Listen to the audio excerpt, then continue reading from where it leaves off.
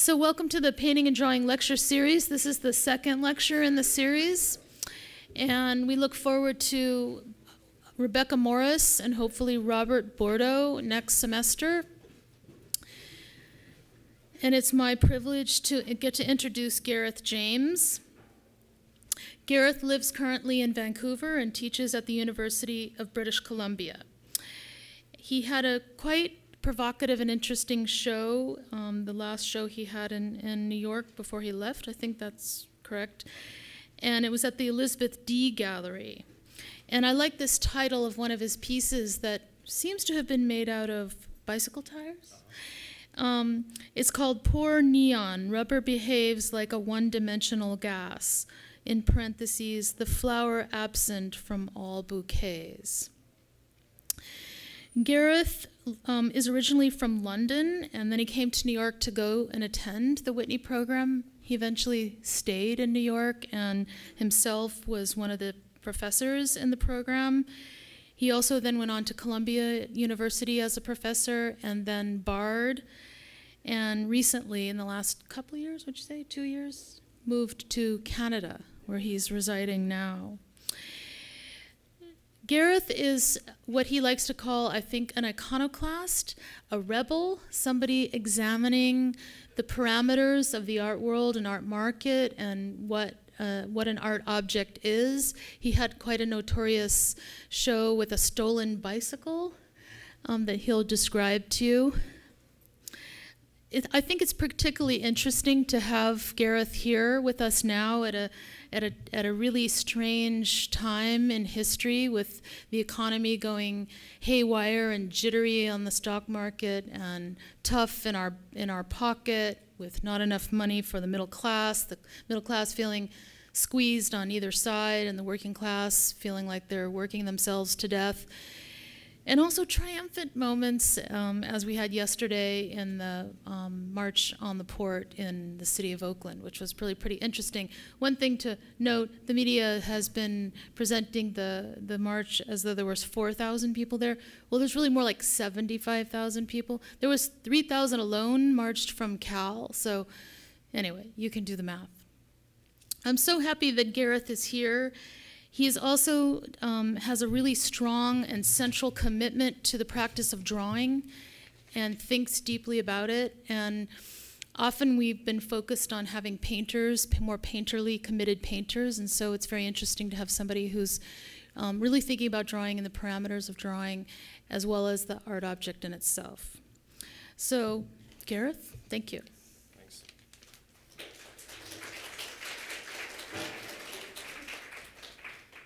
Thank you very much.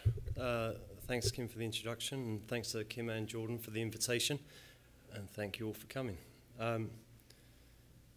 Beginning a talk is always difficult, and I was trying to think about what I'm always thinking about at the beginning of a lecture, but I've never actually used as an opening for a lecture before, so I thought I'd try it today. So I'd like to begin by saying I've drunk too much water and coffee today, and I haven't eaten enough. So if I dash for the bathroom, it's fine. I'll be back in a couple of minutes. So now I figured if I just said it instead of just like thinking it, I'd be able to concentrate more on the lecture. We'll see how that goes. So this is an image that we'll come back to later. It's an image from the last show. What I'm going to try to do actually is actually, of course, I made the talk too long. I'm going to spend the first 25 minutes just really kind of like going through some sort of past history of the work, and then really spend the last half of the talk really thinking about presenting the last 3 exhibitions, which are really considered developed as a cycle of 3 shows for me. And then also, I had some great studio visits yesterday with some of the MFAs, and so that was helpful for me today in thinking about how to make a cut through the work, right, to make a presentation today. So I've really used some of the discussion that came up in the studio visits yesterday to think about making this kind of trajectory through the work. So I'm going to begin with I'm going to apologize actually because there'll be some reading, but it's maybe kind of more time efficient just to go ahead and read the things rather than try to explain them at length. So There's a few these quotes are the first three things that I'll sort of be reading will be related to the studio visit conversations. So this is I'll just read it. To anticipate is to take the initiative, to be out in front, to take in advance. Different from precipitation, which exposes the head first and the head of the rest, anticipation would have to do with the hand. For the hand ventures forth, it precipitates, rushes ahead, certainly, but this time in place of the head, as if to precede, prepare, and protect it.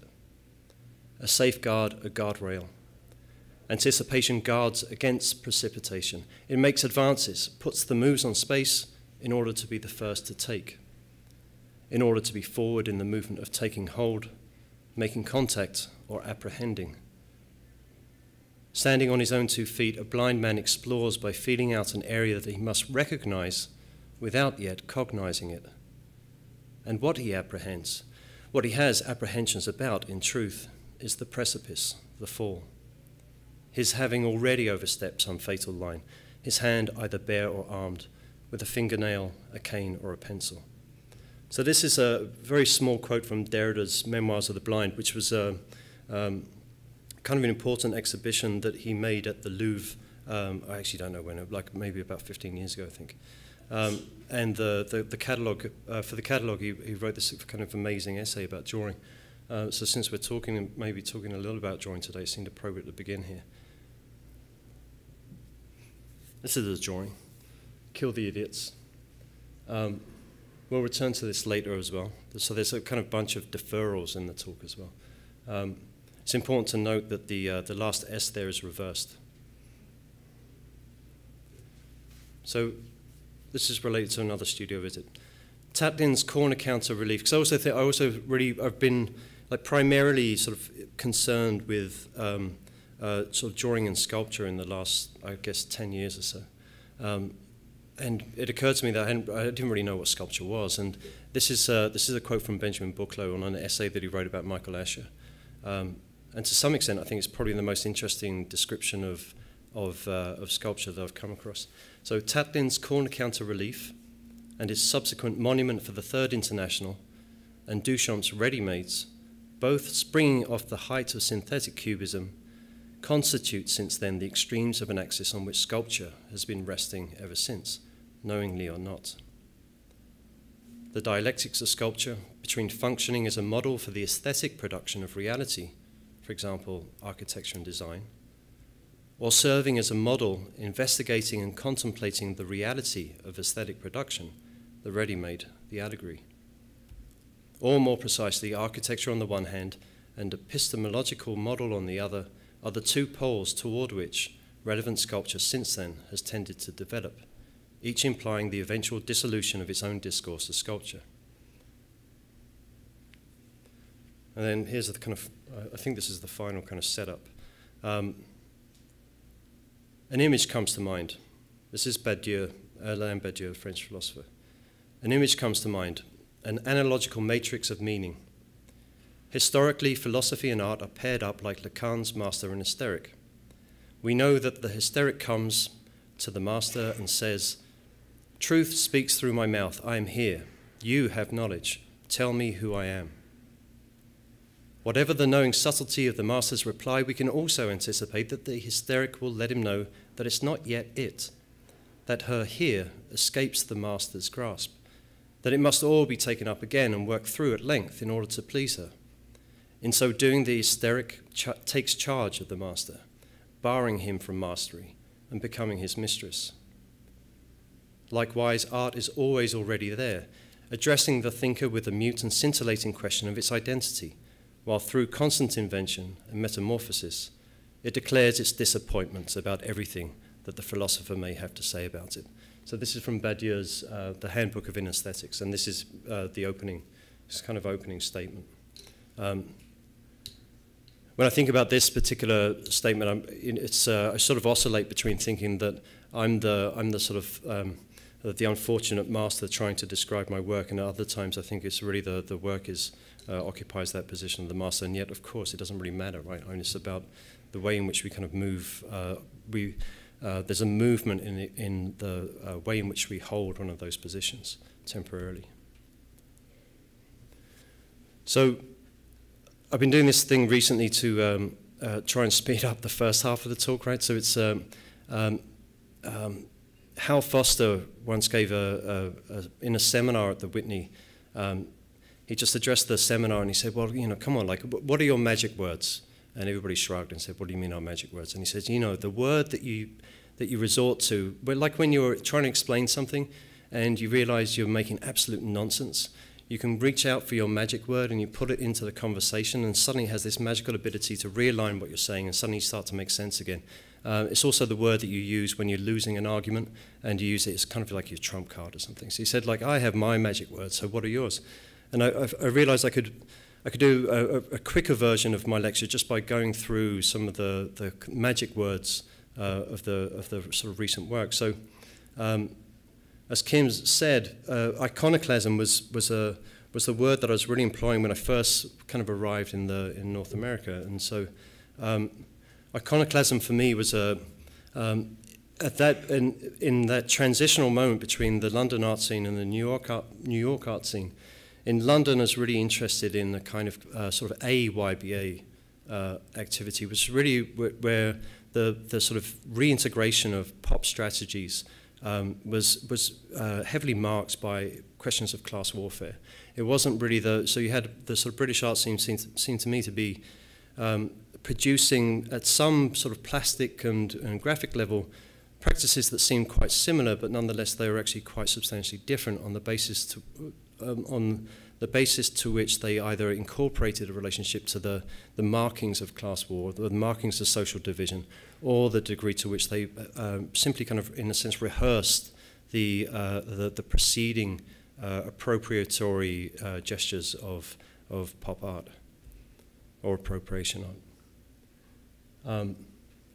I thought I should show this as a kind of in the iconoclasm section because this is the image that was cropped for the poster. In this particular condition, this is a photographic work. It was for an exhibition at the ICA Philadelphia, and it's kind of a mean trick to play on the collectors that own this work because what you see is the detritus of a bar for old artists and iconoclasts that I put on in as a kind of bar/exhibition in New York in '98, and some collectors bought the whole thing, and it's just crap, right? I mean, it's just like the walls from the gallery were taken down. It's just beer bottles and magazines and things. So I asked the collectors if they would like to, exhibit their work. Well, actually, the curator asked for this piece. I asked the collectors if they'd like their piece to be in the show, and they said yes. But I shipped the work to Philadelphia, actually unpacked it all from the truck in the gallery, had a photograph taken of it, and then removed it before the exhibition actually opened. So this kind of like corpse of an old artwork that was really about a kind of establishing a social relation that involved a lot of beer and drinking. The corpse managed to make it back up to the site of its possible rejuvenation, but then was whipped away at the last minute. These are some small kind of dioramas that I was making at the Whitney program when I arrived there. Their size, the facade is approximately the size of a postcard, and they're deep by about the same dimension as they are tall. These are things that I was making one of these departments a day, so they're all called Department of something. This is the Department of Promiscuous Presidents. Refinanced and counterfeited, which is a kind of long backstory about the fact that the Whitney program studios were broken into, and there was the poor thieves found nothing of interest there or value, and the only thing they stole was somebody's bicycle and the $6 that I had in my little department here. This is a department of a once promiscuous, now dead president, right? But this is my kind of piece of economic theory, but the money's been spent and exchanged. Here it's promiscuous because the money can signify promiscuously amongst all kinds of consumer desires. Here it's already been spent, so now we have the kind of dead zombie presidents. Something dear to my heart, Department of thinking about making the same old mistakes. I started off on that series because I was really trying to think about, at the Whitney program in particular, trying to think about what happened to the discourse about the public sphere, which seemed to have kind of disappeared at that moment. This is 97, 98. And I was really thinking about very much more in the manner of, less in the manner of the kind of bourgeois public sphere, and instead thinking about the public sphere much more along the lines of Michel de Certeau, who really was interested in that whole strata of life that exists at a micro-political level below in a sense, below the kind of cognitive abilities of sociological study. So I was thinking, I was interested in just really, well, I should back up. I was getting very frustrated because I was doing video work at the time, and video work kind of takes, or at least the kind of video work that I was making takes a long time. And I kind of figured, well, you know, it's like if you're going to spend a year making a piece of work, it has to be about a big issue, right? So you have to make work about, you know, love or death or sex or religion or something. And I was kind of concerned because I was thinking, well, there's all this other stuff in life that really actually, you know, gets me quite excited, but they're simply not significant enough to spend a year making a piece about. So I can't spend a year making a piece about making the same old mistakes. So this was a way of speeding up the practice, right? So my turn to drawing in the first case, really start to kind of focus upon that, was really kind of a question of speed, and therefore a question of how I could access things in the world that were of some kind of importance to me. Also within iconoclasm, at the same time, I was correcting a lot of magazines. This was a kind of regular practice, and this is from a magazine piece called Kill the Idiots. Just to give you a little detail here. So this involved it involved friends, and it involved beer, and it involved just getting drunk and just trying to make the most absurd corrections of the critics' attempts to describe the work. So here we have to. I'm hoping that the Badiou's description of the hysteric kind of echoes here. So we have in spite of its hulking presence in the gallery, in spite of the Incredible Hulk's presence in the gallery. And then these things kind of, you know, they sort of tumble along, and there was a series of letters of complaint that were written to the original authors, and then the authors would write back. So here, dear Mr. Hulk, now I don't want to make you angry, but you're being completely unreasonable, and it's too long to read.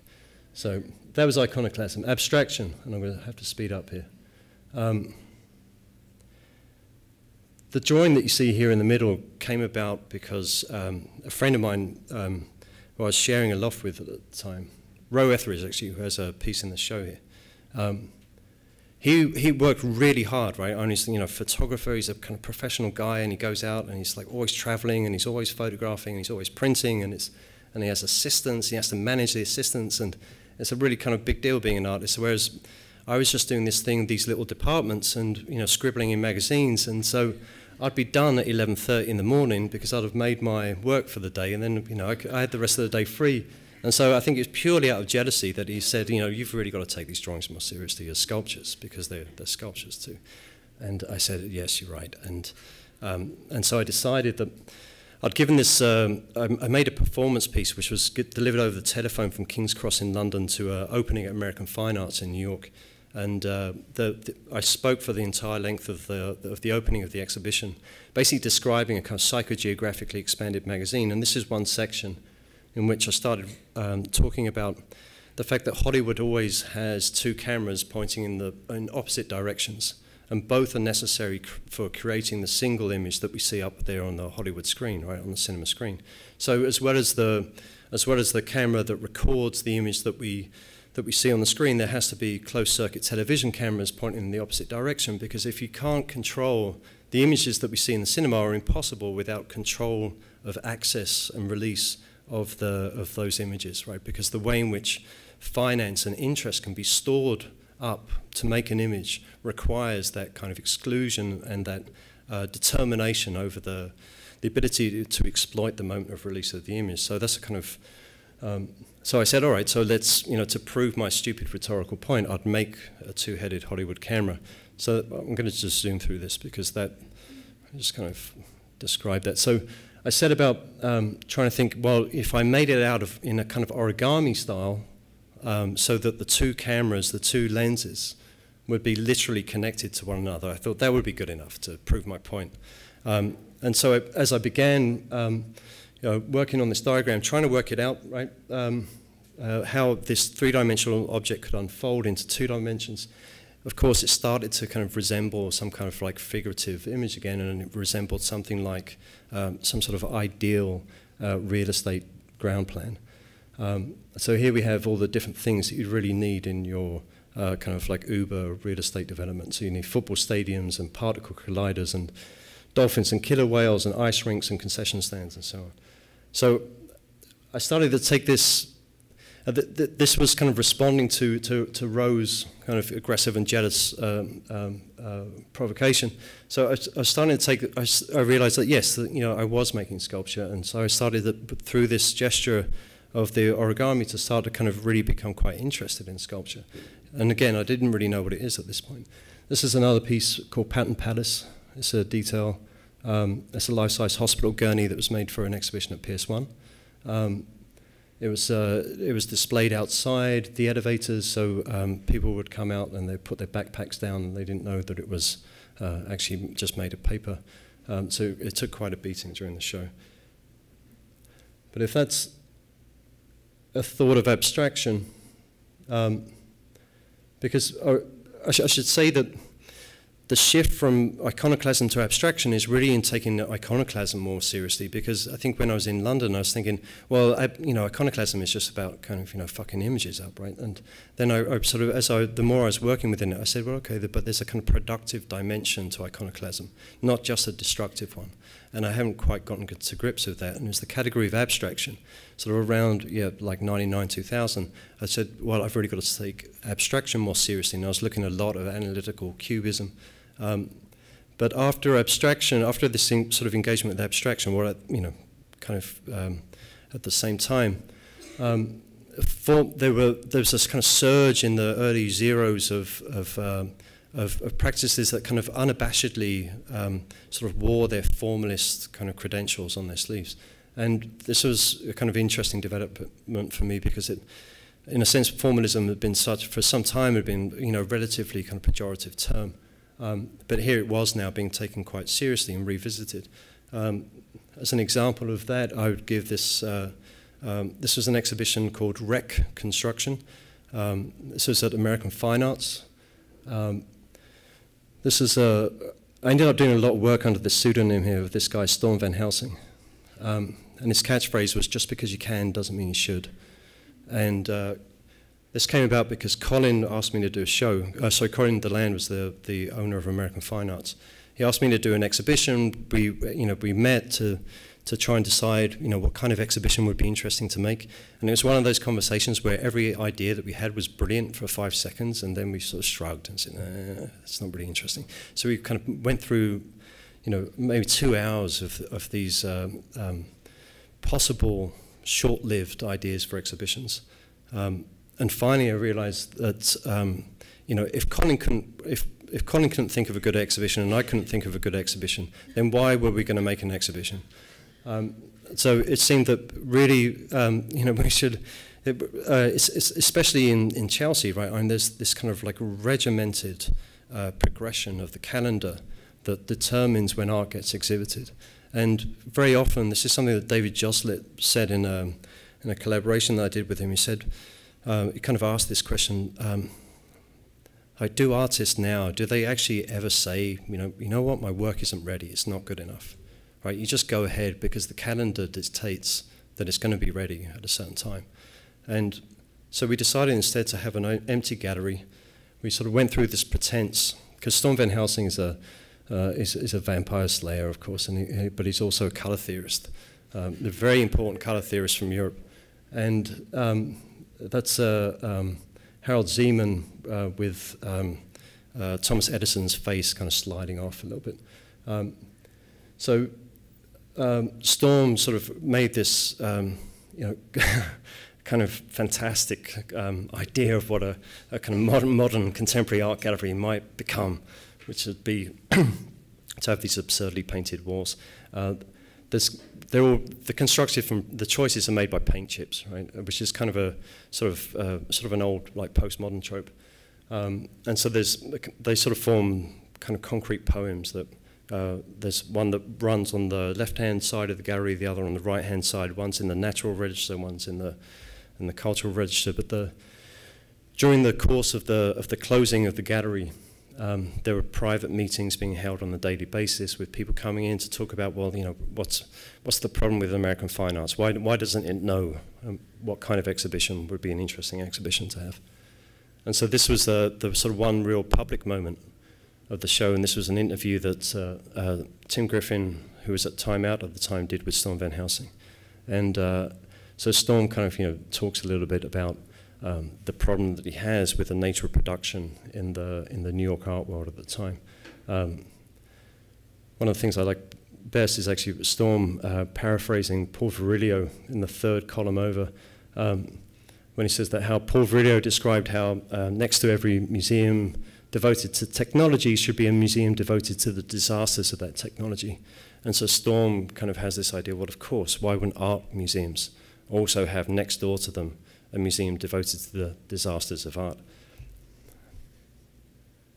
So this idea of formalism, so on the one hand, I think there was a quite kind of regressive tendency in some of the formalist practice that I was seeing, and then a quite positive one. And so this consideration of formalism is still kind of with me, and this is all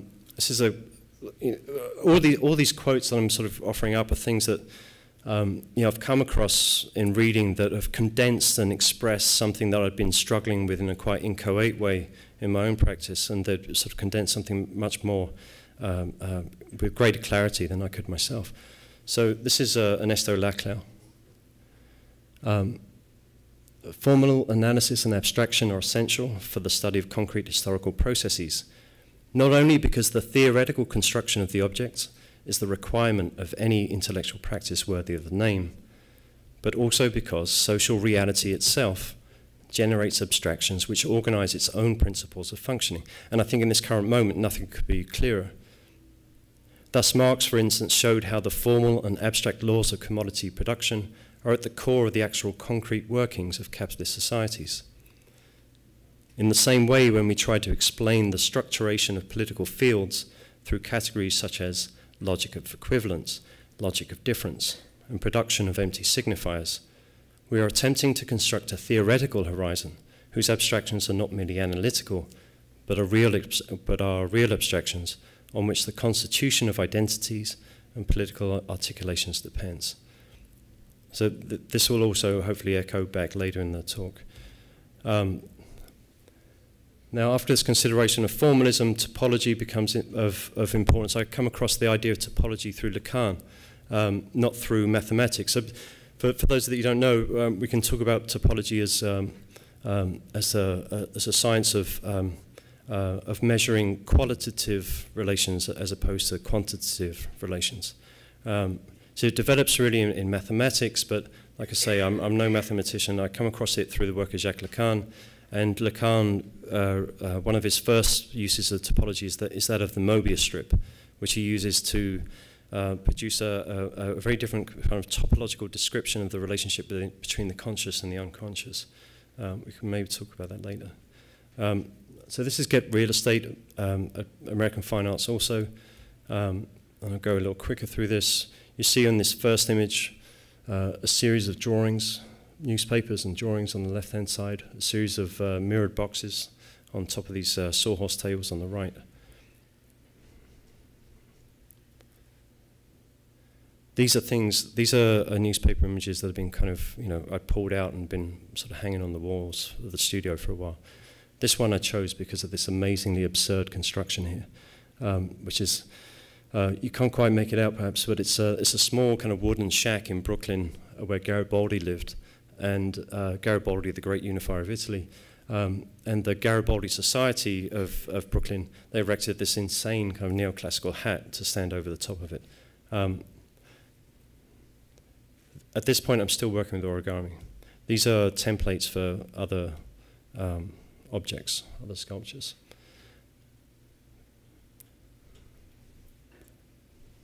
I won't go through this. As you go to the back of the gallery, the plexi is two-way mirror. So with the light differential from the windows at the front, now you can see into the boxes. And you can see these kind of awful, kind of slightly pathetic origami sculptures. This is the template for this piece, which you'll recognize from the Garibaldi article.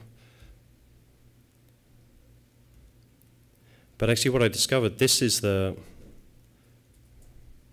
So although I kept this clipping and I started making the sculpture on the basis of this image at the top, I actually realized that this image at the bottom was actually much more interesting in terms of the questions of representation and abstraction and topology that I was trying to deal with. So sweat equity plans. For those of you who don't know, sweat equity plans are those in which money is made available by, normally by, I believe in the States, by particular states, and they're used for lower and middle income families that can't afford houses of their own. If they sign a contract to devote a certain amount of labor on the production of their house themselves, then they'll get funding and subsidies from the government.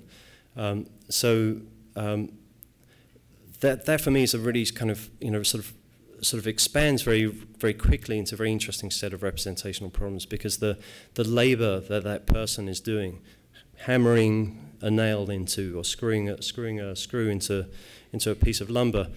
On the one hand, it's part of a sculptural practice, which is that of like building a piece of architecture. On the other, it's also the amount of money that's made available for these sweat equity plans goes up or down depending upon whether the local state wants to cool down or heat up the housing market. So they're actually that hammering in of the nail for me has a relationship. It's tied into economic representations that are operating this deeply abstract level. And it's not just simply a matter of the kind of like literal sculptural activity that they're working on. It also kind of, there's ecological issues here because most of these plans are built upon green sites instead of ex-industrial sites. And it's also, these plans are for people building their like single family homes as well, right? They're not made available for building, forms of communal living. So from just a very simple kind of, plastic sculptural act, I think that its relationship to questions of representation quickly becomes incredibly expansive and quite complex. I'm going to skip this. How am I doing for time? How long has that been? Do you know? I have a feeling I have to speed up. That's half hour, great. Thank you. So after formalism, we've got the philosophy of materials. And, it's not much of a magic word. And at this point, this is around like so it's after that show, Get Real Estate. Up to that point, I'd been having a fairly easy time with lectures because I sort of felt like I knew what I was talking about. But then when I started really to think that I had to kind of reorganize my relationship to materials themselves, I started to become completely incoherent because none of my kind of previous patter was working out anymore. So this kind of new sort of like addition to this structure produced an unfortunate effect of incoherence and destructuring. This is a piece from 2005, and it has quite a long title, so I'll just put it up here. And this, again, is from another kind of writing project. So the screw, being so designed, moves its way spatially on the basis of an optical illusion. Like the barbershop pole, where a circumferential movement, if perfectly steady, looks nothing like an impotent spinning around its axis, such as it is, but represents itself instead as something quite different, a forward movement. This fakery and deception has proven sufficient to earn the screw an unrivaled place in the history of engineering as the basis upon which built things, in a state of complete and unending confusion, constantly fail to push, to pull, and to force themselves back to earth, to rest. The sadistic screw forces them to stand to attention until the very marrow of the built fatigues, and the screw lies smiling in the rubble of their broken bodies, having once again won its bluff. In the enslavement of the material world to the biddings of a whimsical human species, the screw is the greatest turncoat in history. there's a, yeah. Roberta Smith wrote a review. Roberta Smith's like the big New York Times reviewer, and she wrote a really nice. She wrote a review of the exhibition of the group show that this piece was made for, and she said Gareth James's work has just the most fantastic title, and what a shame that it's not matched by the object itself. And of course, I sort of really agree with her, but I agree with her for very different reasons than I think she had in mind. Because for me, that sort of imbalance is actually kind of part of the question, and it's not. There isn't a. I don't agree with the aesthetic criteria that she has that would allow her to say that this is a disaster. And it's kind of a disaster for me, but in different ways. Let's go through this quickly. This is these are more representational problems. I did a show in Torino in 2006 called Dead Unconscious Desire, and when I was there visiting the year before to think about what I would be doing, I went to Torino's cemetery, and it has the most amazing architecture. So you look at these things, and I want to die if I could get to, like right now, if I can get to live in one of these places, or I can get to live dead in one of these places. Fantastic pieces of local modernist work, and we have like you kind of see the history of the sort of last 200 years walking through. We have the kind of like some fascist stuff. We have some kind of some like 70s kind of 2001 Space Odyssey style interest coming in. We see again on the right here we have the sort of I realised that. The construction on top of Garibaldi's old house was not as unusual as I thought it was. I don't know what to say about that. I really didn't know what to say about that. It was my first visit to Torino, and I think I ran when I saw that one because I thought, oh my God, they have like devil worshippers buried here. That's very interesting. And of course, somebody told me that you're an idiot. The bull is the kind of the sign of Torino, so it's the bull's horns. But I still think it's the devil. The best reaction to this one on the right was from a friend. So we have this kind of weird sort of postmodern thing starting to happen as well. But a friend saw this piece on the right and just recoiled in disgust and said, "That reminds me of when I was a kid and I was playing on the floor and I sort of accidentally caught a glimpse up my grandmother's skirt." And it's this kind of slash down so there's very, very like weird things, and it gets weirder. So we have like Chewbacca's resting place on the right. And we have these, I don't know, like sort of Japanese shoe store boutiques that have been transferred to Torino for dead people. So, there's like, how does this happen? You have, like, somebody dies, and then you have other people that are still living, and they say, like, let's memorize, let's give a memorial to this person. So the representational function of this tomb should be to, represent that person in some way. But then everything, like, starts, as soon as that first kind of, like, nice idea is initiated, then everything starts to go awry, right? So you have the personal tastes of the dearly beloved that have survived the deceased. And then they choose an architect, and that architect has an architectural program, so that they want to do certain kinds of things, and they didn't know the person that they're meant to be representing. So of course, there's an impossibility of these things ever actually kind of making, hitting their mark, right? So these are kind of representations that are just kind of spiraling off into chaos. And so if you go to Torino, I recommend going. It's an amazing place. So those images were kind of incorporated in the show, but I won't go into that. This is the front of the gallery. At this point, I had with each exhibition, it's like something is introduced and something, like a new trope or procedure is introduced, but that means something has to go as well. And it's around this time my friends were calling me Origami Boy. And so I realized I had to stop doing origami, because if your friends are calling you Origami Boy, then everybody else has for a while. And I don't want to be Origami Boy. And I also had to get rid of the plexiglass, because people would kind of ooh and ah about the plexiglass and say how fantastic your work is, when they're just saying that the plexi is fantastic. So I got rid of the plexi, but I needed like some kind of material like it, and so this is the gallery, and the glass was incredibly old, and I realized that I could use the glass in some way. And I was interested in getting a material that had its own history, right? That it had its own kind of intelligences and qualities built into it. That rather than, you know, as an artist, you kind of, you know, often there's a sort of like conventional sense in which the sort of materials, in a sense, only come into being when the artist kind of, you know, gives it the Midas touch and kind of crafts it into some new form. So I was interested in what would happen with work that that didn't have that relationship. So that pre-existed me. So I thought this glass, you know, because this building where the gallery is had been a different kind of shop in its past, right? Many different kinds of stores had been there, and very much in the kind of mode of Walter Benjamin. I was thinking about how this glass, surely its chemical crystalline structure must have changed by the amount of desirous looking that had been going back and forth between consumers and consumables. And so I thought, well, that's something that I wanted to incorporate. And I asked the gallerist if I could have the glass, and he said, no, of course, that's like stupid. Why would you know, that's too expensive.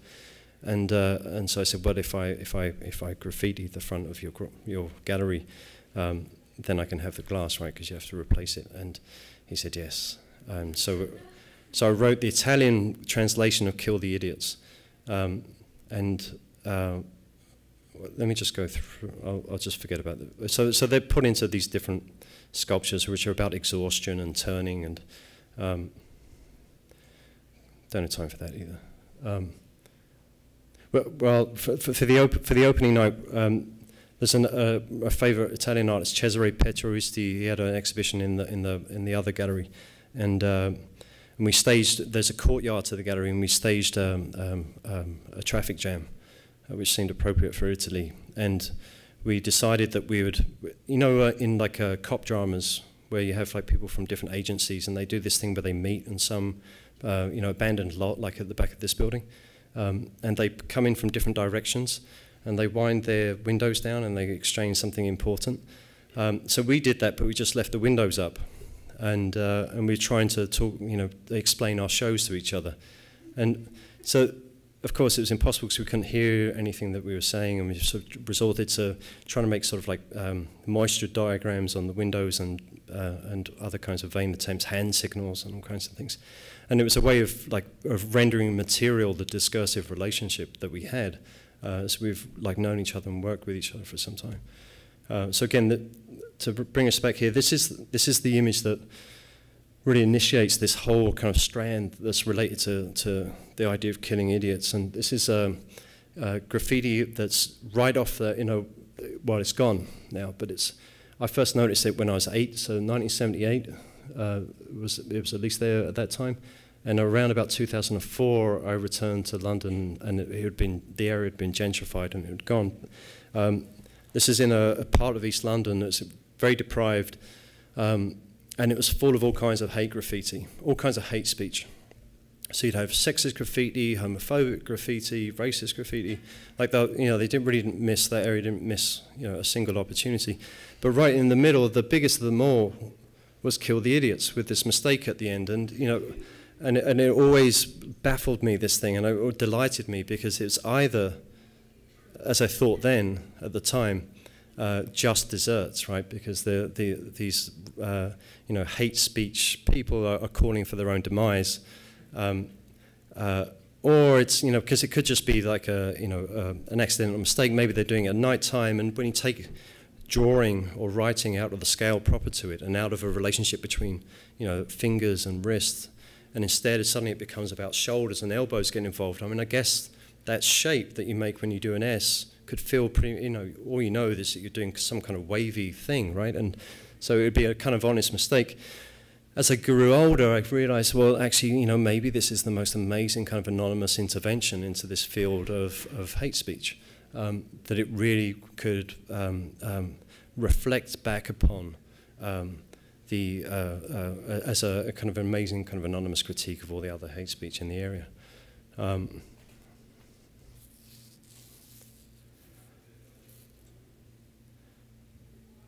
This is the press release for that show. Cesare wrote one paragraph and it was beautiful, right? It was kind of like, it was so simple, and you know, I can't do that, and I knew that if I tried to compete with him, I'd be screwed. So I just decided to be as bombastic as possible and fill the entire available space of the press release, and it meant going over the header and so on. I really started to talk about materials here and about how, to be explicit about that, and start to talk about how the problem of materials is one that makes the problems of art the same as the problems of the world at large, and this seemed to be an important point for me. It also was a shift for me from where I'm really starting to kind of formulate a critique of the linguistic turn, where if all the kind of critical practices that I was interested in over the last 20, 30 years or whatever it would be, they relied so heavily, and much of my earlier work did too, upon the critical tools made available by the linguistic turn. I was kind of seeing, you know, a lot of these critical practices sort of in the doldrums, and it seemed that part of that was that we had to turn. Part of that was caused by the particular relationship to language and the questions of signification that were so central in the discursive reception and production of art under the aegis of the linguistic turn. So. So this time I'm thinking about, so this is when I'm really starting to think about materials, and I'm starting to think about questions of affect, and trying to think about other systems of meaning that didn't have to pass through the linguistic. All right, so a little late. I'm here at the first of the cycle of 3 shows. So this is at Christian Nagel's gallery in Cologne in 2008, and the title of the reel is that which always comes back to the same place. Broadway between 101st and 102nd Streets, New York, New York, 10025, March 21st, 2008. And this is the main piece in the show, in a sense, and this is the kind of like the motor scheme that initiates the entire exhibition. So this is the stolen bicycle that Kim mentioned earlier. The title gives you all the information about where the bicycle was and the date that I stole it. Somebody had started stealing it already. So somebody had stolen the seat post. I think this is the order these things normally get stolen in, right? Somebody gets the seat and the seat post, and then somebody takes the front wheel, and then somebody takes the back wheel, and then it slowly kind of is slowly reduced until normally there's just a frame or maybe just handlebars or something that are left. So I tried several different ways of stealing it. I did a lot of internet research on all these kind of geeky ways that you can break with this particular brand of kryptonite lock, and none of it worked. Finally, I had to get a locksmith and tell him a lie about how, you know, my girlfriend was really mad at me because it was my birthday present, and somebody had started stealing the bike, and I'd lost my key, and so on and so forth. So finally, I get it, and the sculpture here is. There's a kind of a very sort of approximate reproduction of the street scene where the bicycle was. So it was the photograph that you see curled up there that sort of stands in for the light stanchion. That shows the bicycle while it's still locked. The title gives you the date and information of the place and time, date of the theft. So I don't want to be too grandiose about this. When I say that I stole it, I mean it's borderline. I've been walking by it for a couple of months, and I really liked it because it's a cheap bike trying to pretend to be an expensive bike. This whole this broken seat post thing with the suspension. That's a kind of an invention of high-end mountain bikes, for downhill sports, but this is a really cheap bike. So I sort of appreciated this bike for trying so hard to be, better than it was, and there's a kind of Andre Kader-like thing that I did on it. But the main point is really that I wanted to make an exhibition. I was trying to think about the problem of a subjective orientation to choosing materials, and I wanted to. There's a lot of attempts throughout the work to try and displace questions or the place of subjective choice in the construction of work. So. In a previous exhibition, I made an exhibition that was all about the color blue, and the color blue, it was the chroma key blue of the special effects industry, because I was getting really bored about because all my work was on white paper, and because I couldn't think of any reason to have a colour in there, and I thought, well, I really must make some colour work, because it's, what a shame that I don't have any access to the kind of sensuality of colour. So I solved this kind of subjective, at least in my opinion, I solved the subjective problem of choosing what colours to work with on the basis of just saying that chroma key blue is as the colour of the backdrop for special effects. That colour is all colours, and it's all images, because it's simply a surface to kind of receive projections upon it. So it has I could choose in a sense just one colour by choosing all colours, and not making a subjective choice. So for this exhibition, to solve the question of materials, like, should I work with wood? Should I work with like clay, plaster? Like, what should I do? The choice here was to say, well, if I stole something, then the fact of its illegality would kind of trump all other material attributes of the object, because because whatever sort of like singular difference there might be, or sort of singular attributes of a material would be sort of hegemonically trumped by its being stolen. And so I was casting around for a long time to try and think about, well, what would I steal? And I have this kind of like of course, as most sort of contemporary artists do, we have some kind of relationship to Duchamp and the ready-made, and so this bike, in the sense that its wheels were stolen, I could, like, in a fanciful way, kind of attribute to the wheels having been stolen by Duchamp already, and that I could then kind of steal the rest of the bicycle. But the effect that had that started to become interesting for me is that I could make an exhibition in which a threat was held over the work of art, right? So I can produce two legitimate forms of ownership in contradiction with one another. So I have this work has one legitimate owner, which is the one that owns the bicycle as bicycle, and it has another owner, which is the art collector that owns the bicycle as art, and these two can't be reconciled without some kind of payment, I guess, court case, whatever it might be. So the whole exhibition then, which I'm going to skip through now, is conceived around this idea of this particular kind of threat being held over the work of art. So there's lots of bicycles. So these are Deutsche Bahn bicycles, like rentable bicycles. This is a kind of sad bicycle. Yeah,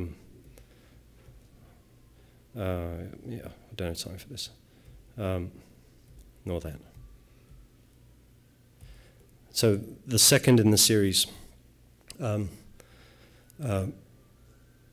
wife took this photograph. So that bicycle was 2 blocks away from where I was living at the time in Manhattan. This was right outside our window. Somebody set a bicycle on fire, along with I guess they set garbage on fire, and the bicycle just got caught up in it. We have here below, reversed, a millionaire in images of this place. I'll take time for this if you don't mind. We're used to thinking of realism as the opposite of abstraction, as representation stands opposed to the non-objective, the unrepresentable. We should remember, however, that at the moment of the realism-modernism debates, earlier in the 20th century, Brecht took a rather different position. Here is one of Brecht's attempts at defining realism. Realist means laying bare society's causal network, showing up the dominant viewpoints as the viewpoints of the dominators, writing from the standpoint of the class which has prepared the broadest solutions for the most pressing problems afflicting human society, emphasizing the dynamics of development, concrete, and so as to encourage abstraction. The accommodation of the political language of realism, taken here simply as the parameters of a political aesthetic, to the conditions of capitalist reification and abstraction, necessitated this step on Brecht's part. For Brecht, in the early 20th century, a realism worthy of the name would have to incorporate abstraction, for this had become, in fact, a social form, a form through which the social had to pass. I'll just read that again, because I think it's worth getting that through. For Brecht, in the early 20th century, a realism worthy of the name would have to incorporate abstraction, for this had become, in fact, a social form, a form through which the social had to pass. The debates on this subject from the moment of modernism only seem more important, indeed more actual today, although the critical voices that have set themselves this task seem fewer and fewer. We must begin to wonder about the capacities of a realist project in an era of even more extreme abstraction under postmodern conditions of reification. It is a tall order, Brecht concluded about his conception of realism, and it can be made taller. So that's George Baker. It's actually, sorry, I couldn't find the citation for it, but it's a book that he wrote about Gerard Byrne, an Irish artist. But again, this is one of these things that's like, you know, kind of an astonishing thing for me when I read it, because it synthesizes and expresses something so much more clearly than I'd managed to do myself. But nonetheless, it sort of assisted me then in making decisions about how to kind of understand some past work and how to proceed. And just the fact that Brecht had made this observation so much earlier than our current moment, and this for me, I hope will echo for you with Ernesto Laclau's discussion of form earlier. I'll skip this next one, just to get through the show. So this is the poster. It's like a, you know, it's like a real, the verso and recto of the poster. Here we have the bicycle. There was no title for the show, and I'll explain that later. There was a provisional title, Glass Transition Temperature, about a month before the show opened, and then it was replaced with, another title about 2 weeks before the show opened. When a financial institution collapses, there's no spectacular outpouring of gold.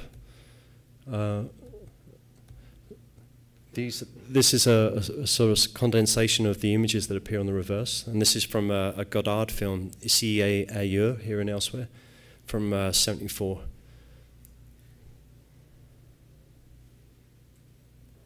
In case you can't read it at the back, it's here is how the capital functions, something like that.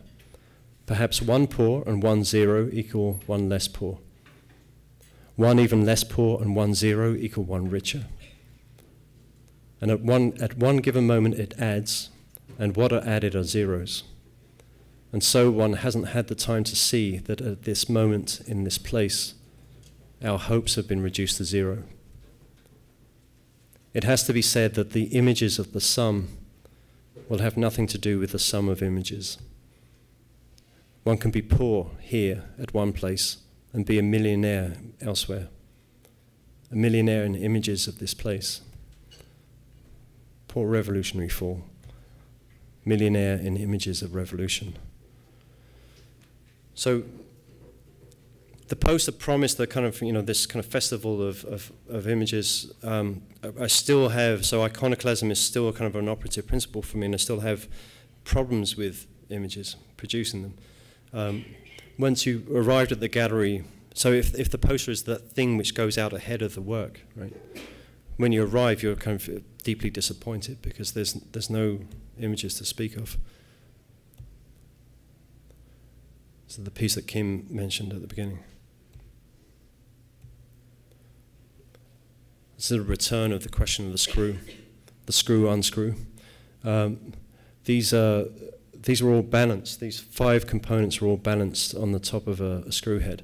There's a kind of, the conceit of the work is that because these things would turn just when somebody would open the door, just with a little bit of wind that came in through the door, so one would start to move.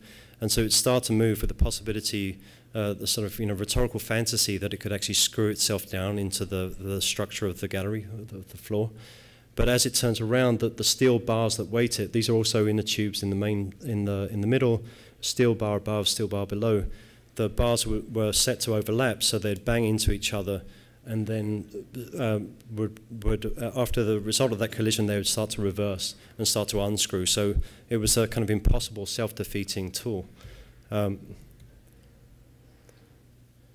The whole exhibition here, if the previous exhibition was about holding a threat over the work of art, right, to say that the work of art might not be able to sustain itself as work of art, this exhibition, it seemed only fair in the subsequent show to turn the threat onto myself rather than onto the objects. So I wanted to find something that that could displace me from the center of the meaning operations of the exhibition. So This is a really famous image of Louis Althusser, the French Marxist philosopher. And it was used on, I first came across it in '94 because it was published on the cover of his autobiography, which is called in English, The Future Lasts a Long Time. You can see him just writing L'avenir dure longtemps at the top there. It was a diagram that sort of stayed with me in some way. When I was thinking about, well, what would be something that I could make an exhibition about, which I have no idea what it means. And I thought of this image, and then I inquired with all the friends that I knew that I thought that I had, or colleagues that I had direct personal contact with, and nobody else knew what the diagram meant. So I said, aha, this is it. I'll make an entire exhibition about this diagram. And so the meanings that are circulating in that exhibition are ones which I'm excluded from. The whole show was, the vast majority of the show was made out of bicycle inner tubes. Here's the photograph. So as an example, this is kind of one of the things I was doing after this show, but for the last talk that I gave was right about the time, it was the day before William and Kate's wedding, royal wedding in England. And I sort of thought, well, what could, like, all right, there's a spiral there, so well, I can put something in the spiral and see if that makes sense. And I started to enlarge it. I found this nice coin, and then this horrible conjuncture happened with the three-quarter profile of Althusser being replaced by Will. But that was too depressing to move forward with. So this show just opened. So this is the third show in this series. And so the first two are built upon an absurd level of rhetoric, right? So because of course I can displace myself, or I can claim to displace myself from the centrality of meaning operations in the exhibition, but of course the kind of mastery always sneaks in through the back door. It's impossible to voluntaristically exclude yourself from that master position of the artist. So it seemed necessary to redeem that by then the third exhibition, which would be one in which I then learn what the damn diagram means, and then I'm making the third exhibition is going to be better than the second because now I actually know what I'm talking about. And that was the plan, but then of course then I start to inquire, and nobody in the world knows what the thing means. So then I'm stuck. I have this third exhibition kind of hanging there, and the idea has to be accounted for in some way, that I have to do something which is just like good, honest, like education, autodidactic self-education, and I'm completely blocked from it. So that was kind of a disaster, and so I spent a long time just miserable about it. I asked everybody, like Althusser's French biographer, his American biographer, all his translators, nobody knew what the thing meant. I asked a lot of people, famous philosophers that studied with him, students at the École Normale Supérieure, nobody knew. So finally, about 6 months ago, I decided, well, I have to find a way to learn about something, and learn about something that would be a replacement for the learning from which I was blocked. And so this is the show that results from that. So this is up at the moment at Miguel Abreu in New York, which is kind of a nice small little gallery on the Lower East Side.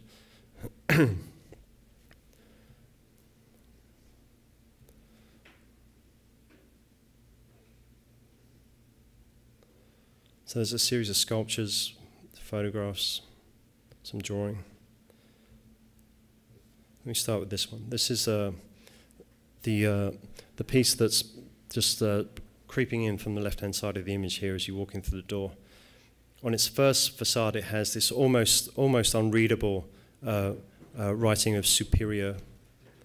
Then when it's a multi-paneled blackboard, when it opens up, you see that there's another drawing inside on the reverse face. The drawing is an aerial view of Paris, where the École Normale Supérieure is, tracing that trajectory between the grounds of the École, where Althusser basically spent his entire life, leading up to a spiral park. Once the drawing was made, I took a chalkboard eraser and erased the word école for school. After writing école, I don't have a slide of this. Then on the inside face, I took the dust that was on the chalkboard, or sorry, on the eraser, and then wrote normal on the interior panel, and then wrote superior on the front panel. by the time I get to trying to write superior, I have so little physical dust left that it's almost unintelligible. I didn't have quite enough kind of materiality to become superior. This is a piece which refers back to another piece in the previous exhibition. This is called L. The portrait piece of Althusser in the previous show was called Louis, for him, and this is of course a kind of Madame Guillotine. This is a small piece called Welsh Knot. This piece is called Screw Cut, the sign of a future beating, which I'll explain in a second. Here it is in the foreground. These small school slates, this is something my grandfather told me about. All my family from South Wales, and in my grandparents' generation, they were right at the end of this practice. The Welsh Knot was, they'd banned for about 50 years, they'd banned speaking Welsh in schools. So children that would speak Welsh in class, they'd be given this chalkboard that had the letters WN, as you can see on the rear there. They'd have the letters WN for Welsh Knot inscribed upon the chalkboard. They'd have to wear that chalkboard for the whole day, and then they'd be beaten at the end of the day for speaking Welsh. This is the sort of brilliance of the colonial intelligence is such that they know how to, of course, everybody knows how to negatively code something, and they have the kind of, the sort of coercive force to do so. But then they add like the perfect arbitrary twist, which is really where that shows the kind of colonial intelligence, because it's only the person wearing this this chalkboard at the end of the day that gets beaten. So if somebody speaks Welsh after you, you get to take the chalkboard off and say, here you go. And then suddenly you're in a state of grace. It's like you never spoke Welsh. And this person now is wearing the sign of a future beating. And of course, the person that you're most likely to get to mess up after you is like your best friend, right? So it has this kind of amazing, because you can trick them easier. So it has this amazing kind of divisive effect, right? So this kind of arbitrariness, that it's only in the one in the last instance that receives the beating, where the punishment is exacted, is an incredible kind of intelligence, and it relates to something else which is central to the exhibition, which I'll get to later, which is about the First Nations culture and the treatment of First Nations children in the Indian residential schools. But this, on the front panel of the large swinging chalkboard that you see, is these panels will move. Is this drawing, and this is the drawing that we began with. So this is an image. This is a reproduction of an image of the Rebecca riots. It was a drawing in the satirical English magazine Punch that was contemporaneous with the events. The Rebecca riots were riots of the agricultural poor in South Wales. Right at the time when massive agricultural depression, there was all kinds of new legislation from the English government that caused great hardship and suffering. One of which would be the imposition of all these toll booths to extract money from farmers trying to take their goods to market. So the farmers gang together under the name of Rebecca and her daughters, and they would descend under moonlight, dressed in their wives' or their mothers' or their sisters' clothes, and they would just tear down the toll booths. What was interesting for me, as this show opened, actually, as I'm installing it, I was like in New York. I was spending some time down in Zuccotti Park, and it was interesting for me because there was the Rebecca rioters. They achieved some considerable success in this activity of tearing down these kind of physical monuments to a certain kind of exploitation. That success meant that they very quickly became a kind of parajudicial authority. And so they started to extend their remit, if you like, to other issues of great importance to the agricultural community. Like they would send threatening letters to pub landlords that were suspected of watering down their beer, saying you better stop that practice and cheating the honest working man. They would, but more extravagantly, they started to attack the poor houses. Prior to this moment, right about this moment, the displaced agricultural poor would be able to apply to the church for sustenance. So they could apply for, for a roof over, some shelter, clothing, food. With the introduction of the poor laws, which are referenced in this in the original drawing by one of the broken beams here, after the poor laws, to receive any kind of charity, you'd have to go and live in a workhouse. The workhouses were these appalling institutions, the most squalid conditions that people were forced to live in. And if you were able-bodied, you would have to work for your money. So you were no longer able to just receive charity. You had to. It was now a kind of contractual working relationship. If you were able-bodied, you would be locked in a cell, and the only other exit from the cell would be one of these grading plates. Inside your cell would be 1.5 tons of rocks, and you'd have to break the rocks until they were small enough to go through the holes in the grading plate into the courtyard outside of the cell. And for again a kind of an arbitrary extraction of a contractual wage relationship. Until you'd broken all your rocks, until you'd emptied your room, you weren't allowed to leave and to have food or to have shelter.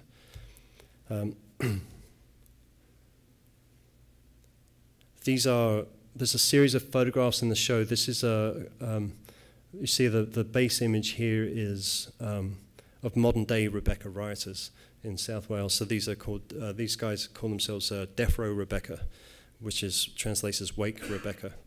And they're also, they have a very sophisticated sort of mix of a relationship between the sort of local history of combating injustice, along with kind of internationalist extensions. So they're really interested in the Zapatistas, for example. So you see this guy at the bottom, or in the middle, has a Zapatista pipe.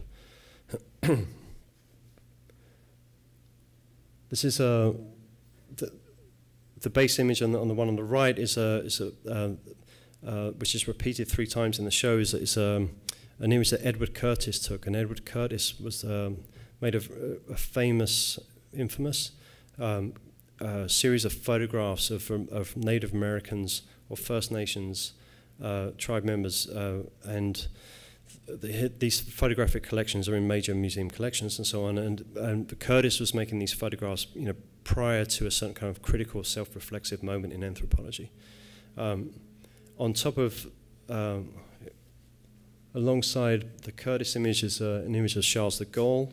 De Gaulle is actually responsible for this description of the future lasts a long time. There's an image of Levi-Strauss. Levi-Strauss, the structuralist anthropologist, who wrote a great deal about First Nations culture in Vancouver, in British Columbia. A young Levi-Strauss, another Coecan, Edward Curtis photograph. As you see, what is being overlaid here are different versions of that have a kind of photogram-like relationship to the image on the base of the image. That are produced by basically painting with the diagram. So I turned the diagram of the Althusserian diagram into a kind of brush. So I guess this is the last piece I'll show from the show. This is a trim cut from a tree that was felled in the forest that I live next to, it's between me and the UBC campus. When I saw it, I was struck by the kind of resonance that it had to the external contours of the Althusserian diagram. As I inspected it closer, I realized that this was kind of an extraordinary object, because it's actually one tree, but originally at some point it was 3 trees. Actually, in some sense, it still remains to be 3 trees. So you have here at the beginning of this spiral is the oldest tree, which is about 80 years old. This tree, whose center is here, is about 60 years old. And you can't quite see it from this angle, but I cut into this section to lower it by 2 inches so you can see the bark that still exists, which is the record of the moment of contact between these 2 trees. So when you inspect the tree, you can see that at some point these two trees meet, and then they try to have a kind of equitable relationship with like sharing the possible available space. And then at some point, the big tree just like finally gives up and just swallows up the second tree, and just fully incorporates it. Here is a third tree that's about 20 years old, which was swallowed up rather quickly. And so, what fascinated me about this thing, this slice of wood, was that it was kind of an amazing record of an incredibly slow violence, right? So it's the most sort of represents or is the kind of most violent act of incorporation, and yet the violence is taking place over periods of decades, over the equivalent of a human lifespan, as opposed to kind of like a sort of more conventional sense of a violent act which occurs in a kind of immediate relationship of conflicting forces. So I don't want to. I think I'm well over time. So I'm going to try and wrap up. I would say that it would just be important to say that the show then is about constructing like what I had, the challenge that I had once I realized I was blocked from ever finding out what the Althusserian diagram meant that I had to substitute a different kind of learning.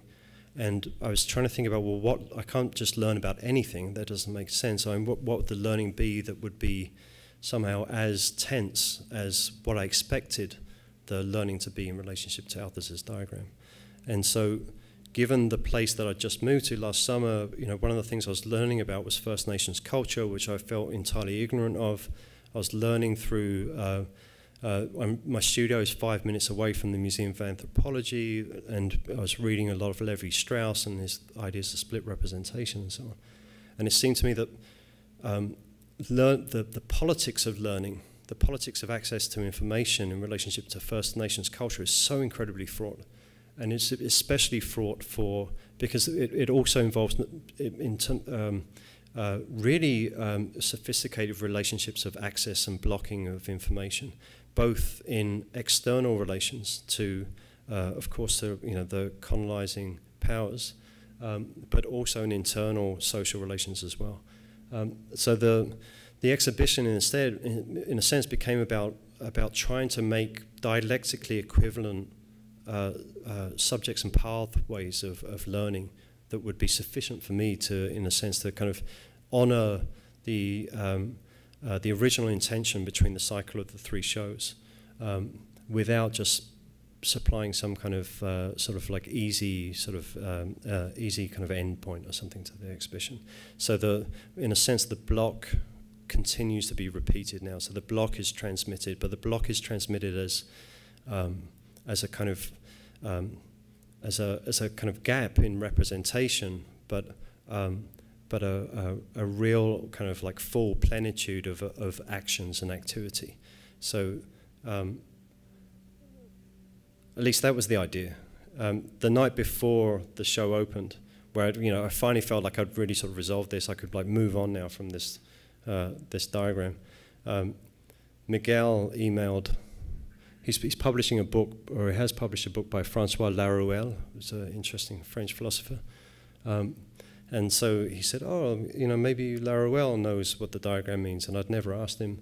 And of course, Laruelle writes back immediately saying that, yes, my wife, who's also a philosopher, and Francois Schmidt, says that, yes, it's a representation of a bird in a mosaic in Ravenne that Althusser had in his collection. So right at the where I'm going to triumphantly kind of show what a great thing that I did, and the fact that the meaning had disappeared from the world. Somebody says, yeah, it's actually kind of simple. So I'm going to end there. There's lots of things I forgot to say, but otherwise I'll just keep going. Thank you.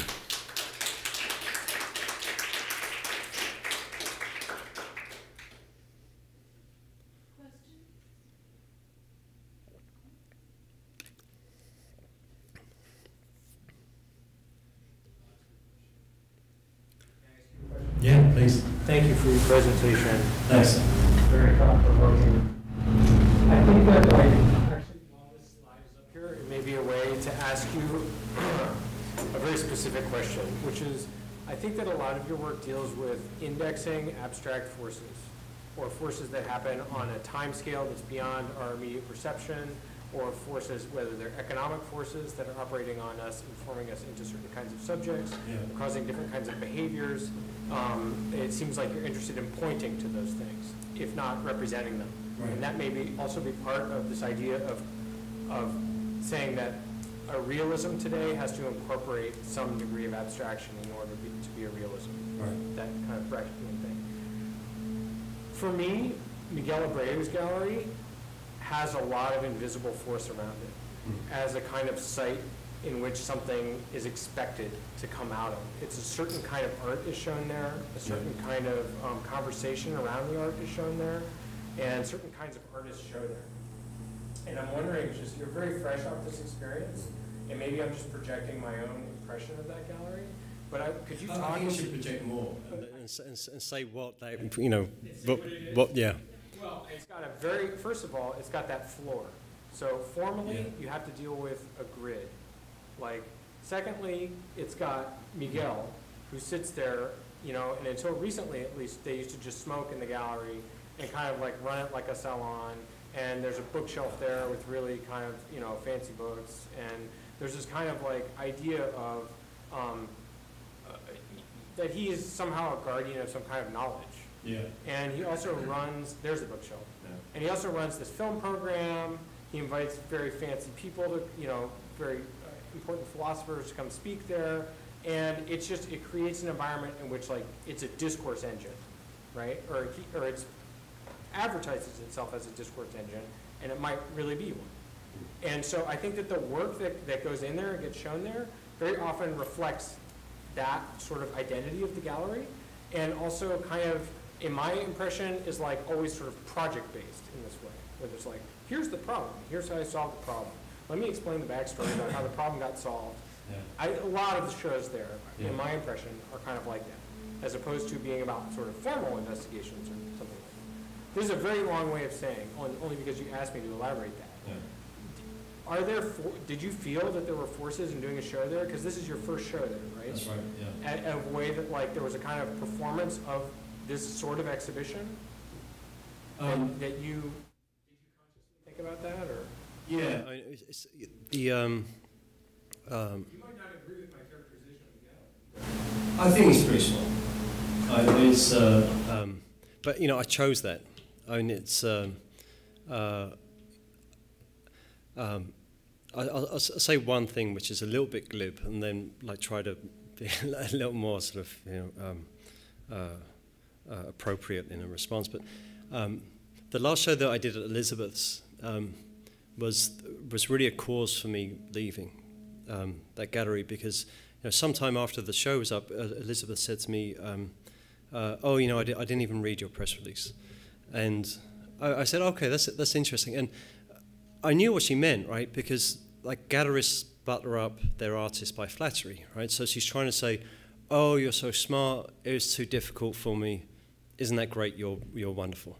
And my response was, "Well, no, that's actually kind of fucked up, because, you know, how are you representing the work to people that come in to have a look if you just say that you have no idea what the show is?" I can say, as the artist, that I try to make an exhibition that makes me not know. It was a kind of perfect show for me leaving New York, as I was saying to Kim earlier, because I kind of felt like, just like Origami Boy was a problem, you know, like 5 years ago or something. Like, at this point, I know what's going out in front of me, and it's not true, right? What goes out and precedes me is intellectual, conceptual artist, Whitney program. Actually, when I did that sort of headless performance, somebody, because the writing went crazy, and people started writing over me during the event, and somebody wrote "Damn Whitney program, motherfucker" on the back of my coat, right? And so I know how I'm being reified as an artist, and so I get upset with that, because, you know, actually I'm just, really an autodidact in relationship to these matters, and holes are a very important part of my experience. Holes in knowledge and lack of knowledge is a really important part of what my experience of being in the world is, right? And I treasure that, and also I really do treasure formal investigation and sensual pleasure, both in reading and in producing work. So, so those things are really important to me. So that exhibition, I was writing a lot in that to say that I chose the Althusser diagram in the end as the thing that could displace me, because there were two missing representations for Althusser that were really important. One was the fact that, I didn't even say this, Althusser killed his wife. So many of you might not know this. So it was a kind of amazing kind of problem for the reception of his work, of course, right? I mean, he writes this autobiography, The Future Lasts a Long Time, because he opens it with a description of the murder of his wife, the killing of his wife, I'll call it that. He says they woke up one Sunday morning in their house on the campus of the École Normale Supérieure. He says he's giving Hélène a massage. Hélène is his wife. And then he says he just loses consciousness. And then he wakes up, he comes back to consciousness just with a feeling of tiredness in his forearms. And then his kind of optical function comes back, and he looks down and he sees his wife's lifeless face. And he runs out screaming into the courtyard saying, "Oh my God, I've killed her, killed her." He immediately gets taken away by colleagues and committed to an insane asylum. And so he's granted by the government a non-lieu, which means that he's not fit to stand, right? So because of psychological issues. And so he never receives a trial, and this torments him. So as Althusser, as the kind of great structuralist thinker, who, has clearly kind of like decided, right, in his theoretical work that, sorry, this is a really incredibly long answer at this point, who's clearly decided that, the individual human being really has no kind of consequence within the structural organization of the meanings and values of a society. He's now literally experiencing that right now. So the second missing representation for him that he never gets and that torments him is that he never gets the legal representation where you have two contradictory representations, that of the defense saying he's not a killer, he was mentally insane, he just like lost it, and he needs psychiatric help, and this is a tragedy, but he's not a killer, and he's not a bad person. And then you need a prosecution saying no, he is a bad person, he is a killer. And then that is public, those two contradictory representations are publicly contested, and then one is chosen, right? And so we have those two missing holes in representation for him. So that seemed to me to put a particular kind of importance upon, it allowed me to bring a hole into my own representatory system that could be really important and significant. So I can do that, right? I can say that this is a significant way for me to address questions of art and to produce art that I find really important in some way. But the person that represents the representation or the missing representation can't then just say, yeah, let's all just like have missing representations, right?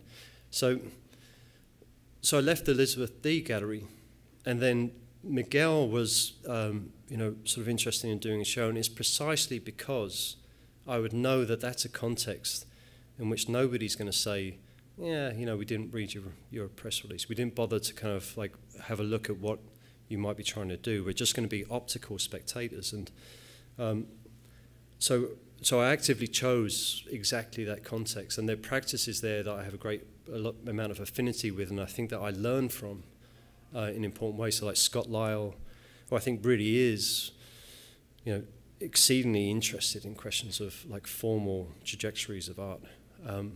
And does it in a very kind of interesting, complicated way. So I was actively choosing that as a way for me to, I think I can become, I can continue to kind of like learn through those social relations there at the gallery, even if I can't smoke there anymore because Miguel gave up smoking. But, it's like I chose it.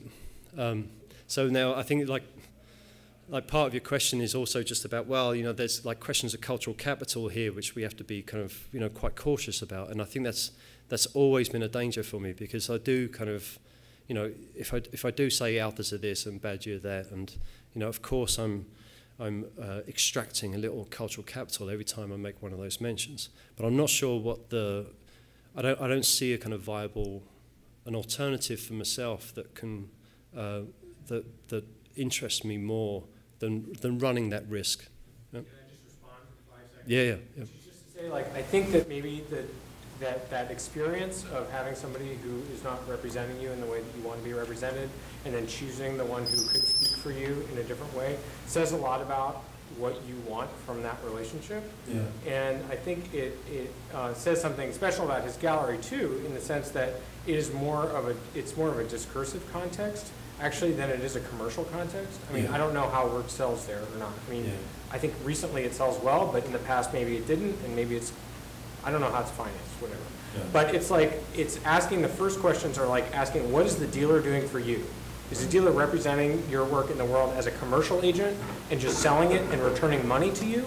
Right. Or is the dealer actually creating an intellectual context for your work, kind of despite whether it sells or not? Yeah. And I think that it seems like that's the choice that was made. Absolutely. I mean, and that was, you know, a lot of my friends were really dismayed when I started working with Elizabeth Dee, but it was after Colin Deland, the owner of American Fine Arts, passed away very prematurely at the age of 47, and the American Fine Arts Gallery closed. And Colin Deland was exactly that kind of character too. And Colin would finance the gallery from, you know, the one or two artists that sold, and then that kind of really subsidized everybody else. And then he also started the Gramercy Park Art Fair as a way of subsidizing his kind of money-losing operation. And so Miguel wasn't around at the time, and Elizabeth asked me to work with her, and Pete Schoolworth, who's a friend, was there, and they said, oh, come on, it's like interesting, it's a young gallery, and there's a chance to really kind of shape and organize how it develops, because its program at that time was just a bloody disaster. And, you know, it's, so there's some interest for me there about kind of, creating a discursive environment, but it never really happened. And so then, you know, in the meantime, Miguel opens up his space, and I just like thought for the first time, here is somebody where he's going to finance and run it on a similar basis to Colin, so that the criteria for what gets shown isn't based upon its commercial speculative value. Yeah.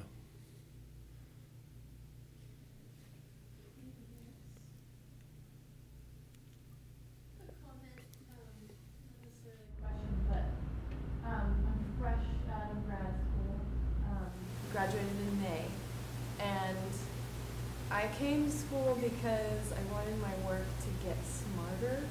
Right.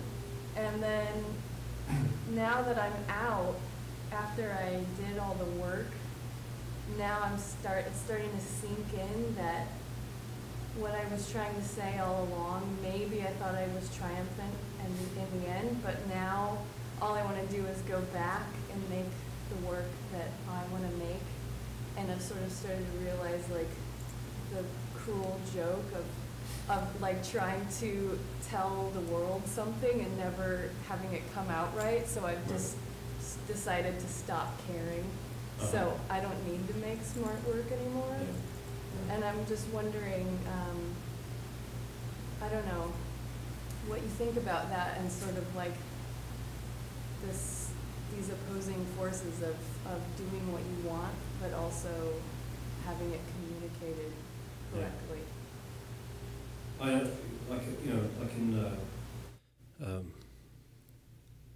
In teaching, I always tell people just to, you know, do nothing for the spectator, right? And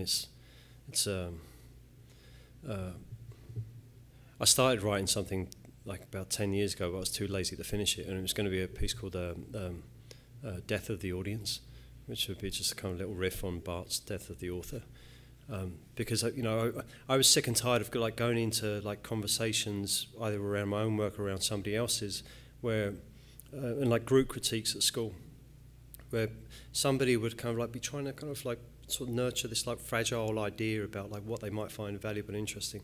And there would always be somebody really antagonistic who would say, well, it's not in the work. And when they say that, I wonder what's in that proposition, right? because there's lots of things that aren't in the work, and there's lots of things that aren't in lots of work, and yet somehow we kind of, we seem to have a lot of fun actually, kind of like when we kind of like put things in and take things out of work, and the work has a kind of continued life on that basis. And to talk about Barth again, I mean, he like said somewhere, every work of art deserves its own science of interpretation, right? So, like, how do we decide to attend to work is really interesting and important for me. And I was, in a way, my response was formed a long time ago by, or was initiated a long time ago by a friend that was, really into art and language, the kind of like the British version, kind of late 70s, early 80s. And he said, well, art and language say that they have two kinds of spectators that they want to exclude from their work. One is the adequately sensitive spectator, so the connoisseur, right? The one who thinks that they can go stand in front of an artwork and merely by an optical relationship or sensory relationship to the artwork can determine its meanings and make a value judgment based upon that relationship, that activity of just looking. Then they said they were also against the adequately informed spectator, which was a surprise to me at first, because I thought, oh, well, if it's not sensitive, then it must be like somebody that really knows about this stuff or something. I said, no, it's like the adequately informed spectators are a pain in the ass too, because they're the ones that go and they presume already that the work has to fit into their possession of cultural capital and their knowledge of the history of art and so on. The work has to fit in, or that gets, a low mark, right? So they said that we're really interested in the spectator that understands that attending to art means going and finding out.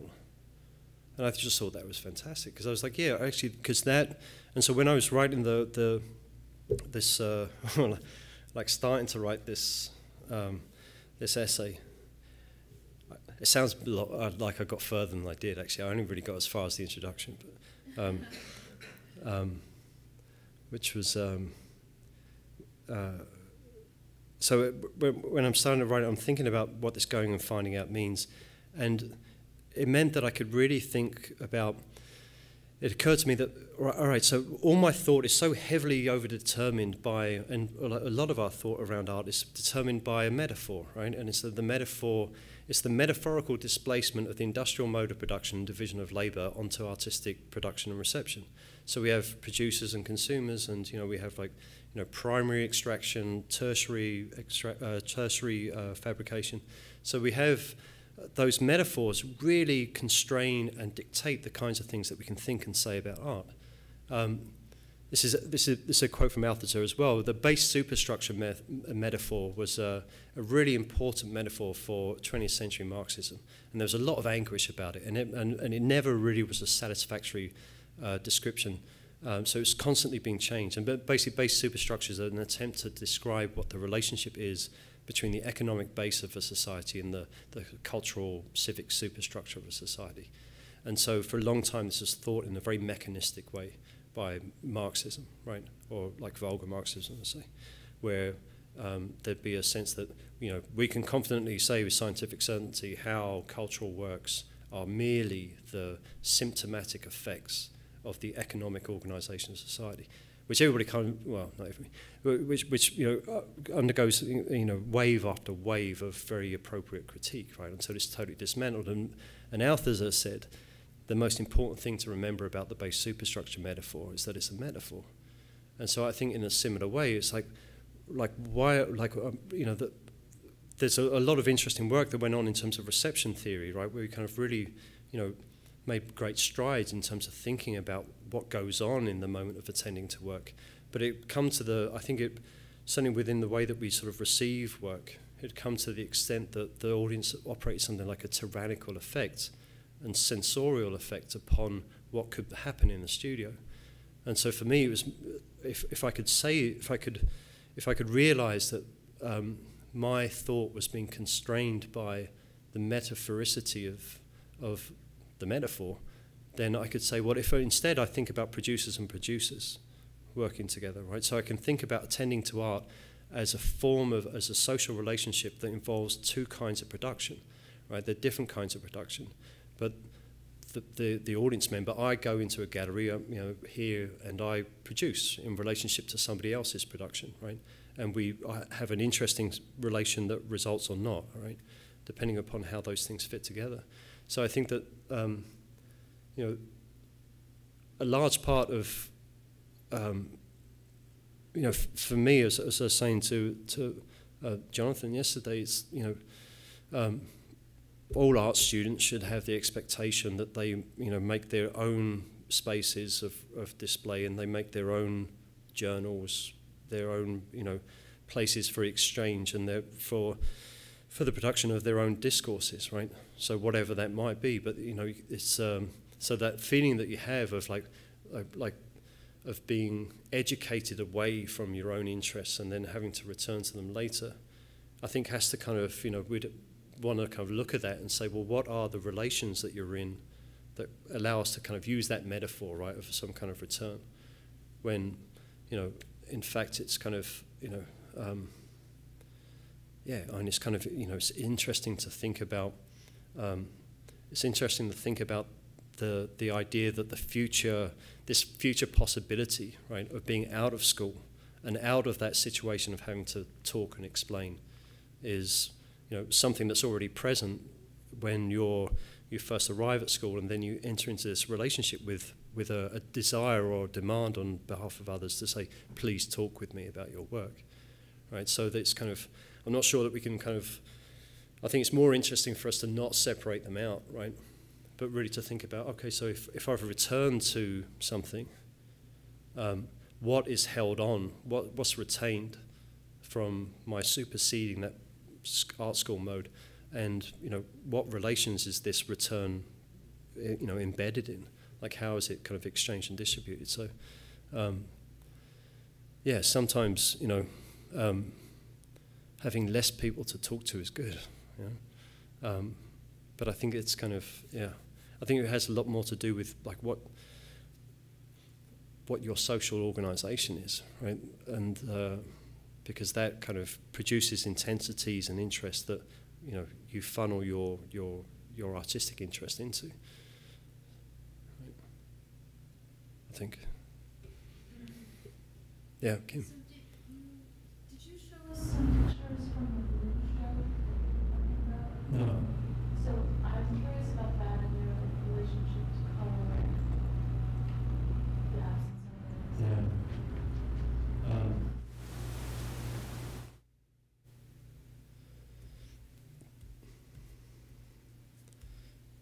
Apart from the colour of the wood,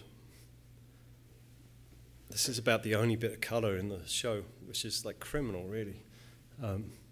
This is this shape is a kind of like an intersection of the UBC letterhead, and the colour blue is very similar to the chroma key blue, and it's printed in reverse, and that's the letterhead that I received my offer letter. When like UBC and me, we like talk a little bit, let's work together, and then I get like a letter in the post, and now when I sign it, it asks for my signature. When I sign it, that's the color that officially inscribes me into that institutional context, right? So it's my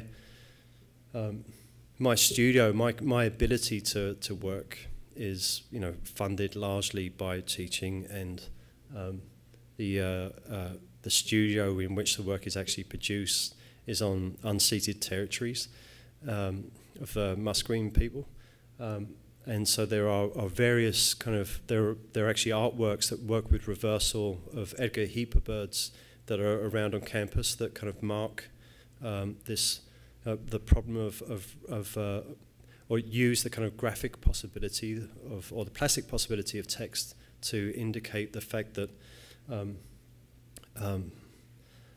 as good old Marxists would say, a contradiction looks very different depending on what side you're on, right? So there's ways in which I really, what I felt I was compelled to do in terms of, honouring the commitment to actually be somebody that learns for the final show, right, rather than somebody that knows. Was to really kind of think about what makes that learning possible for me. So it's the So the exhibition has there's a whole kind of there's a whole relationship to the show. All these hinged surfaces have a lot to do with the transformational masks of the Pacific Northwest, and these are incredible masks that have two or more different facets, right? So when these masks are worn and embodied and brought to life in a ritual, there'll be at some point in the ritual, the first layer of the mask is hinged, and then it opens up, and then there's another level of mask behind that. So once it opens up, the representation doesn't give way to the truth of the matter, right, and the person wearing it, but there's another representation behind. And Levi-Strauss was really interested in this question of split representation. And that's something that Catherine Malabou, see here again, I'm just like doing cultural capital, right? I mean, it's just like Catherine Malabou is a contemporary French philosopher that's really picked back up upon Levi-Strauss's idea of split representation. So there's this, I was encountering a lot, right? This, like on my trips to the museum, this particular plastic formal structural device, and for me, trying to think that through as a matter of representation, but also as a matter of force and colonization. There's an amazing museum in London called the Sir John Soanes Museum. I don't know if anybody knows this. Sir John Soanes was an architect whose old house is now a museum, and it's full of the most amazing kind of sort of esoteric displays of world artifacts. So he has like an Egyptian sarcophagi in the basement, and he has kind of various like Greek statuary and things. And his collection is the sort of the epitome, if you like, of what happens when culture is only regarded at the level of culture, when it's so hermetically sealed off from its extension into kind of objective social realities and historical realities. And there's one particular device that allowed me to make this connection, which is that if you go into the picture gallery, which is quite a small room, you go in and it's hung salon style, and you gaze up at all the great paintings of English, sort of provincial landscape traditions, and as you're walking out, the guards always love that moment because they say, well, you haven't seen everything yet, and you look around and you say, no, I'm pretty sure I saw everything. And at that point they smile and they reach to the corner of the wall, and there'll be a small brass knob that you didn't notice, and then they'll just walk the wall back and it's hinged. So behind that first wall is now another 2 layers of acquisition and storage, right? So this particular kind of architectural solution for displaying these amazing things, right? But these things that are made possible. There's no, I don't think anybody's saying Sir John Soanes was like an evil bastard, but he was a really kind of amazing kind of sensitive cultural person or whatever. But nonetheless, his acquisition was made possible by the history of colonial exploitation, right? And it's not there in any way. Isaac Julian actually made a dance piece in the Sir John Soanes about 5 years ago, which is kind of fantastic. So that has the same structure as the transformational mask, and so it's. I was interested in trying to be able to bring that together, because for me, what I had to account for in some way was my being there now in Vancouver on contested land, and my having come from the seat of colonial power that made contact in that region, but then also being kind of complicated, refracted further by the fact that although I was born and brought up in London, all my family are Welsh, so there's kind of like this strong connection. I started doing I let a biographical thing come into this show in a really weird way, and I've always been I held up good barriers against biographical support for meanings in shows, but I just completely threw that away. I wrote a statement which is all about my granddads. It was very weird. So trying to kind of find this relationship between singular experiences and the structures that were importantly related to how the visual field operates, right, and how they within cultural and political and social spaces. Sorry, I'm a little tired. I've completely forgot where the question started, but. That's okay. Colour, yeah. Yeah. So you say that you avoid biography before? I have. Yeah. Before these three? Yeah. Okay. I was going to say. In the first two, it's not like a history of like actions that I've done were in there, but not my own biography, right? So not the artist's biography, but in this one. This one you were a little more autobiographical. Yeah. Because there's the real sense that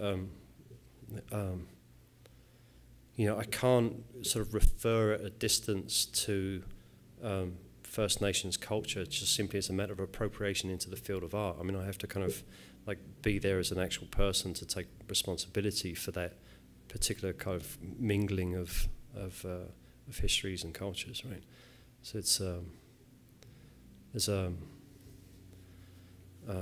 I've really been interested last sort of 6 months or so by this great book that Anna Badiou wrote about Wittgenstein, and he's saying that the philosopher is kind of always in this sort of triadic relationship with the sophist and the anti-philosopher, and so he's interested in Wittgenstein as an anti-philosopher, and he says that the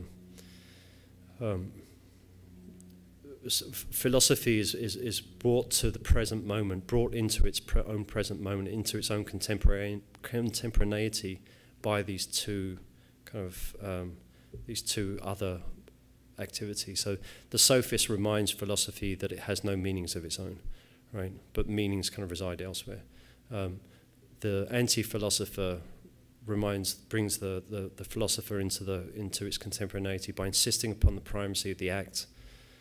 Right, so there's a decision to make a thought. There's a decision to make an artwork or an exhibition or whatever it is, and so that if you don't account for that, then you're kind of sort of at sea in just a kind of a very pliable sort of generic state, right? So the anti-philosopher insists upon the act. So Badiou says the anti-philosopher always has to speak in their proper name, and so for me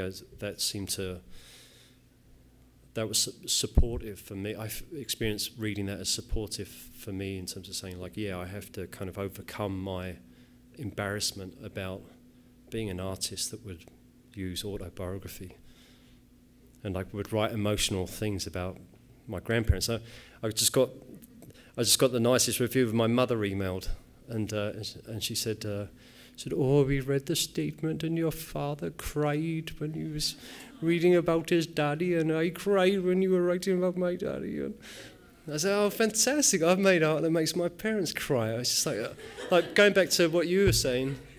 It's like I probably, when I first went to art school, I probably thought I should make art that makes people cry, and my parents, why not? And yeah, like here I am now, like having done art school, done discursivity, blah blah blah. I can do it. I can make them cry, which is a sweet, sweet revenge. And they think you're smart. They think I'm smart too. This is very nice. Anybody else?